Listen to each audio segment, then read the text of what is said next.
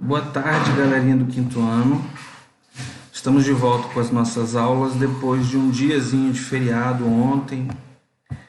Espero que vocês tenham descansado. Agora vamos voltar às nossas aulas. Hoje nós vamos ter língua portuguesa e história, mas vamos começar com língua portuguesa, que vocês vão fazer aqui uma produção de texto, né? Complete a história abaixo de maneira que você quiser, da maneira que você quiser. Seja criativo e abuse da sua imaginação. Então, nós temos aqui, né, uma história, tem uma figura aqui, uma imagem de um casal aqui que você pode usar, né, da forma que vocês quiserem. Dentro desse texto, vocês observam que aqui nós temos, iniciando a história com Era Uma Vez. Dentro do texto, vocês vão ver que existem ali algumas expressões que vocês devem utilizar. Era uma vez, aí você vai preenchendo, né, criando, e até que aqui no meio tem o que vivia, né, você tem que criar o texto de uma forma que essas palavras, essas frases que estão aí no meio façam sentido, né? Que viviam aonde, né? Como? Aí em seguida, no segundo parágrafo, todos achavam o quê? Tem que fazer sentido, tem que ter nexo com o que você está escrevendo. Aí você cria ali uma história, lá no terceiro parágrafo, até que um dia, o que aconteceu aí? E, né, no quarto parágrafo, então, né, usa essas palavras a favor do seu texto, usa essas expressões a favor do seu texto, até que chegar lá no último parágrafo, você vai concluir a sua história, finalizar a sua história, e assim todos o quê? Vai escrevendo, né? Descreve o que aconteceu com a sua história, tá bom? No primeiro parágrafo, apresenta, né, os seus personagens, onde eles viviam, né, o que eles faziam, e aí você vai dando aí uma continuidade até você finalizar no último parágrafo, ok? Finaliza esse texto, faz esse texto, depois que você terminar, você vem então para a aula de história. Na aula de história nós vamos falar sobre as fábricas e os operários. O desenvolvimento das fábricas proporcionou uma forte procura de trabalhadores. As fábricas necessitavam de uma mão de obra capaz de seguir o ritmo das encomendas e das projeções de lucro das indústrias da época. Dessa forma, em curto espaço de tempo, os trabalhadores foram recebidos pelas indústrias instaladas nos centros urbanos. Chamados de operários, esses trabalhadores eram os personagens de um novo cenário urbano em formação. As máquinas eram um novo meio de produção de riqueza econômica e o seu alto valor fazia com que apenas as classes economicamente elevadas tivessem condições de adquiri-las. Nós vemos aqui, pessoal, que lá atrás, né, no surgimento dos grandes comércios, né, nós vamos ver que as indústrias vão começar a surgir. Vão começar a surgir aí as grandes máquinas, né, para a produção dos mais variados tipos de produto. Porém, só quem tinha condição de comprar, né, de adquirir essas grandes máquinas, eram a elite, eram aqueles que eram os ricos da época.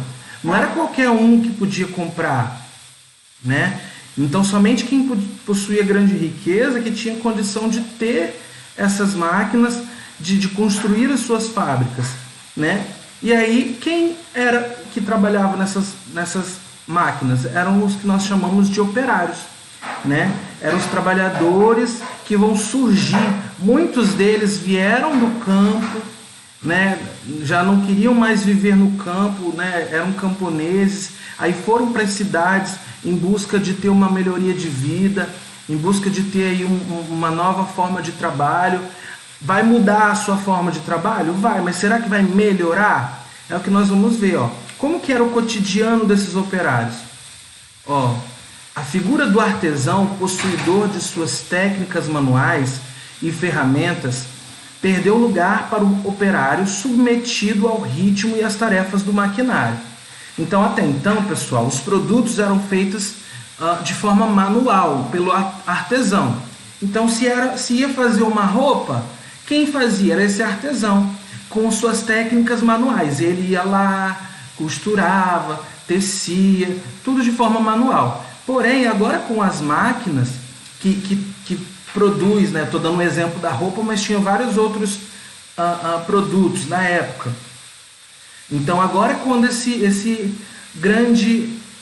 quando essa grande elite, quando esse grande burguês investe nessas máquinas, né, esse artesão ele é substituído pelo operário, porque o operário ele aprende a lidar com a máquina, aprende a lidar com esse ritmo de operário, né?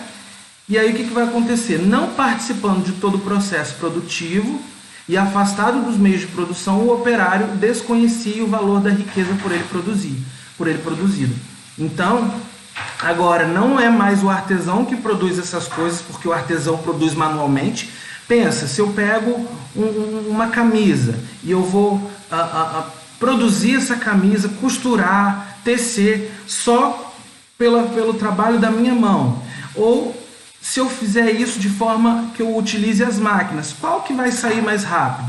É claro, aquela camisa, aquela roupa que eu produzi através de uma máquina. Então esse artesão passa a ser substituído agora por esse operário, né? E aí o que acontece? Esse operário ele desconhece que tudo que ele faz, a sua participação nos meios de produção gera muita riqueza. Claro que não gera riqueza para ele, né? Vai gerar riqueza para esse senhor, para esse burguês que vai contratá-lo. O operário transformava sua mão de obra em uma mercadoria vendida a um preço determinado por seu patrão. Então, o patrão pagava para esse operário trabalhar. Com a grande leva de pessoas que procuravam trabalho nas fábricas, o preço estipulado pela força de trabalho do operário caía em função da grande disponibilidade de trabalhadores dispostos a venderem sua mão de obra sob exigências impostas pelo patrão. O que vai acontecer, pessoal? Muita gente vai querer trabalhar, né, como operário. Nisso, se eu tenho muitos trabalhadores querendo trabalhar, o que o patrão vai fazer? Vai acabar caindo o preço do salário desses operários. Por quê? Se você não quer receber por tanto, eu tenho fulano que quer receber por menos que você. Então eles acabavam se sujeitando a receber por um salário bem menor, com medo de perder o emprego e ser substituído por outro operário, certo? Dessa maneira, nas primeiras fábricas havia uma aglomeração de trabalhadores se submetendo às extensas cargas horárias recomendadas por salário baixo. Então o que esse patrão acaba fazendo? Acaba colocando esse operário a trabalhar uma carga horária muito grande por um salário muito baixo. Naquele tempo não tinha ainda essas leis trabalhistas que nós temos hoje, né? Onde o que diz a lei? Que a pessoa tem um salário mínimo, que a pessoa tem que trabalhar 8 horas por dia. Não, naquele tempo não tinha isso. Quem determinava era o patrão. Então a baixa remuneração para o trabalho repetitivo das fábricas obrigava que famílias inteiras integrassem no ambiente das fábricas. Então, para que aquela família conseguisse sobreviver, conseguisse ter aí um bom dinheiro, o que acontecia? Todos eles tinham que ir para o mesmo, acabavam indo ter que trabalhar. E, por um salário menor ainda, mulheres e crianças eram submetidas às mesmas tarefas dos homens e adultos. Então, nós vamos ver aí mulheres, crianças, toda uma família trabalhando, né, de forma pesada, de forma injusta, para conseguir se sustentar. Ao mesmo tempo, as condições de trabalho oferecidas nas fábricas eram precárias. Eles não tinham ali, pessoal, umas condições boas de trabalho, né? Sem instalações apropriadas e nenhuma segurança, as fábricas ofereciam riscos de danos à saúde e à integridade física dos operários. Eles não tinham conforto, corriam risco de ter ali risco de danos à saúde, à integridade física, né? As mortes e as doenças contraídas na fábrica reduziam consideravelmente a expectativa de vida de um operário. Então, conforme o tempo ia passando, esse operário tinha chance de morrer mais cedo pelas doenças que eles adquiriam. Percebam então que por mais que esse operário tivesse ali um emprego, ele não tinha boas condições de vida. Ele tinha um emprego, mas tinha um salário miserável, tinha uma condição de vida, de trabalho muito precária. Aqui nós temos uma imagem que representa a quantidade dos operários disponíveis diante das grandes indústrias, certo? Entendendo isso, vamos treinar os conhecimentos respondendo as atividades abaixo. Vamos lá. Relacione corretamente a primeira coluna com a segunda. Nós temos aqui, ó, operários, maquinários e artesãos. Quem possuía, né, quem era o possuidor das técnicas manuais? Quem era aquele que possuía a técnica manual daquele serviço? Era o operário, eram as máquinas ou era o artesão? Novos meios de produção e com alto valor. O que era aí permitido como novo meio de produção e tinha um valor altíssimo? Os operários, as máquinas ou os artesãos? E por fim, quem eram os novos trabalhadores do centro urbano? Nós falamos disso. Operários, máquinas ou artesãos? É só você colocar aí na ordem de acordo com a letra de cada um. Número 2, de acordo com o texto, é possível afirmar que os primeiros operários no Brasil recebiam altos e bons salários? Retire do texto uma frase que comprove sua resposta. É possível, pessoal? Sim ou não? Já digo que não, né? Já falo para vocês que não eram. Os primeiros operários, eles não recebiam altos e bons salários.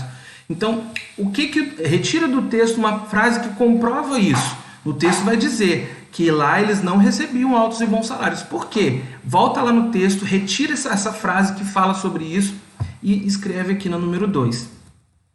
Depois, no número 3, você vai marcar C para as frases certas e E para as frases erradas. Olha lá, ó. Mulheres e crianças eram submetidas às mesmas tarefas dos homens adultos e recebiam um salário menor.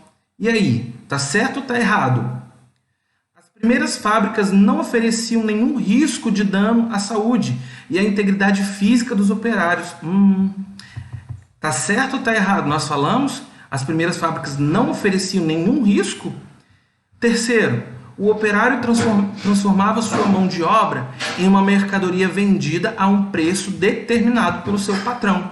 Era o patrão que determinava o preço. E aí, tá certo ou tá errado? Marca aí para a gente ir para o número 4. Vamos lá. Para a gente finalizar a aula de hoje, número 4. Escreva na caixa abaixo 2 motivos que reduziam a expectativa de vida de um operário nas primeiras fábricas. 2 motivos. Quais 2 motivos que eu quero que vocês escrevam aí que fazia com que esse operário tivesse uma expectativa de vida reduzida? Ou seja, 2 motivos que faziam que esse operário pudesse morrer mais cedo. Por quê? Volta lá no texto está dizendo, ó, 2 possíveis motivos, ó, as mortes, as doenças, enfim, 2 motivos que podem reduzir a expectativa de vida desse operário. Finalizamos a número 4. Finalizamos então a aula de hoje. Estarei disponível para vocês. Qualquer dúvida, vocês podem me chamar no WhatsApp, ok? Muito obrigado, até amanhã.